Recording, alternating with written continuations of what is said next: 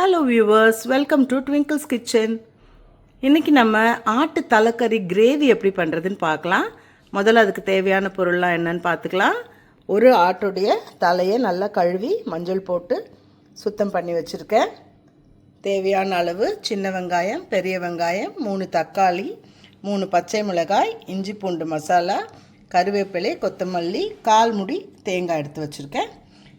மசாலா பொடி என்னெல்லாம் வேணும்னா மிளகாய் பொடி, மல்லிப்பொடி, மட்டன் மசாலா கொஞ்சம், மஞ்சள் தூள் கொஞ்சம், கரம் மசாலா கொஞ்சம், உப்பு, அதுக்கப்புறம் சோம்பு, சீரகம், மிளகு இது நம்ம அரைச்சி போடணும். அதுக்கப்புறம் தாளிக்கிறதுக்கு தேவையான பட்டை, லவங்கம், பிரியாணி இலை. வாங்க இப்போ எப்படி பண்ணுறதுன்னு பார்க்கலாம். பாருங்க, ஒரு குக்கர் எடுத்துக்கோங்க. தேவையான அளவு எண்ணெய் ஊற்றிக்கோங்க. நிறையா எண்ணெய் வேண்டாம், தலைக்கறியிலே கொஞ்சம் ஃபேட்டியாக தான் இருக்கும். கம்மியாக எண்ணெய் ஊற்றிக்கலாம். தாளிக்கிறதுக்கு தேவையான பட்டை, லவங்கம், ஒரு பிரியாணி இலை போட்டுடுறேன்.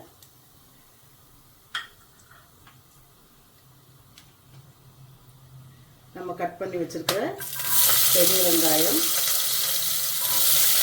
சின்ன வெங்காயம் ரெண்டுத்தையும் போட்டு நல்லா வதக்கலாம். இது நல்லா ப்ரௌனாக ஆனதுக்கப்புறமா மற்ற இஞ்சி பூண்டு மசாலாலாம் போடலாம். பாருங்கள், இப்போ வெங்காயம் நல்லா ப்ரௌனாக ஆயிடுச்சு. இந்த ஸ்டேஜில் நம்ம எடுத்து வச்ச இஞ்சி பூண்டில் பாதி போடலாம், மீதி நம்ம தலைக்கறி வதக்கும் போது போட்டுக்கலாம். இதுவும் நல்லா வதங்கட்டும். இதுக்கு மேலே நம்ம தக்காளி போடணும்.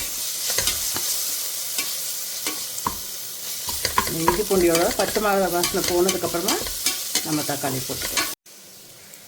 பாருங்கள், இஞ்சி பூண்டோட வாசனை நல்லா போயிடுச்சு, நல்லா ப்ரௌனாக ஆகிடுச்சு வெங்காயம். இந்த ஸ்டேஜில் நம்ம எடுத்து வச்சுருக்கிற தக்காளியும் போட்டுடலாம்.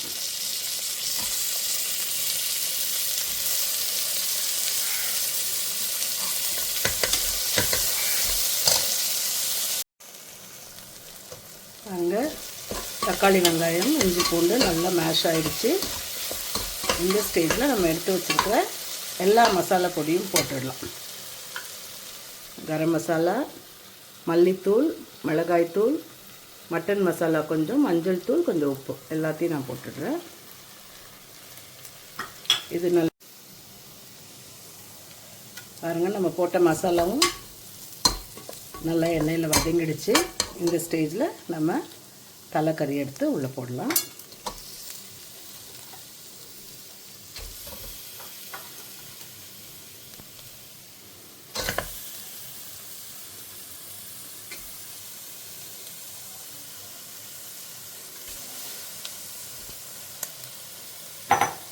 அவ்வளோதான். இதை நல்லா அந்த மசாலாலாம் இந்த கறியில் சேர்கிற அளவுக்கு வதக்கிட்டே இருக்கலாம்.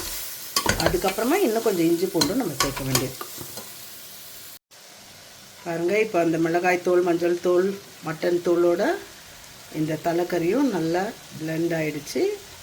இந்த ஸ்டேஜில் திருப்பியும் நம்ம எடுத்து வச்சுருக்கிற கொஞ்சம் இஞ்சி பூண்டு மசாலா போட்டு இன்னும் 2 வதக்கு வதக்கிட்டு அதுக்கப்புறம் நம்ம தேவையான அளவு தண்ணி ஊற்றணும். நான் வெந்நீர் எடுத்து வச்சுருக்கேன், அந்த வெந்நீர் ஊற்றிடுறேன்.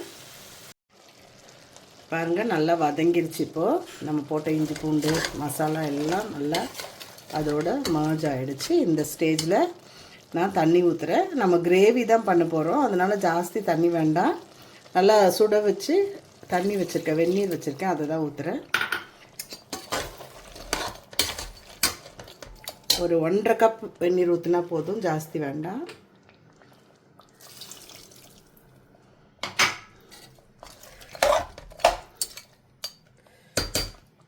இப்போது நம்ம குக்கரை மூடி போட்டு, இது நல்லா எல்லா ஆட்டுக்கறியாக இருக்கிறதால நான் ஜஸ்ட் ஒரு 2-3 விசில்ஸ் தான் விட போகிறேன். அதுக்கப்புறம் வெந்துருச்சான்னு பார்த்துட்டு வேணும்னா இன்னும் 2 விசில் விட்டுக்கலாம். நல்லா கொதிக்கிற ஸ்டேஜில் இப்போ குக்கரை மூடி போட்டுருங்க. பாருங்கள், நான் குக்கர் திறந்து பார்த்தேன், இன்னும் கொஞ்சம் வேகணும். நம்ம அதுக்குள்ளே நம்ம எடுத்து வச்சுருக்க தேங்காய் பேஸ்ட்டும் போட்டுடலாம். நிறைய போட வேண்டாம், தேங்காய் பேஸ்ட் போட்டுட்டு இன்னும் ஒரு 2 விசில் விடுறேன். எடுத்து வச்சுருக்கிற மல்லி இலையில் பாதி இலை போட்டுடுறேன். இப்போ திருப்பி மூடி வச்சு இன்னொரு 2 விசில் விட்டுட்டு அதுக்கப்புறம் நான் பிளேட் பண்ணி காமிக்கிறேன். பாருங்கள், சுவையான ஆட்டுத்தலையோட கிரேவி ரெடி ஆகிடுச்சு. நல்லா கலர்ஃபுல்லாக இருக்குது. சுட சுட சாதத்தில் போட்டு நம்ம சாப்பிடலாம். எல்லோரும் வாங்க சாப்பிடலாம்.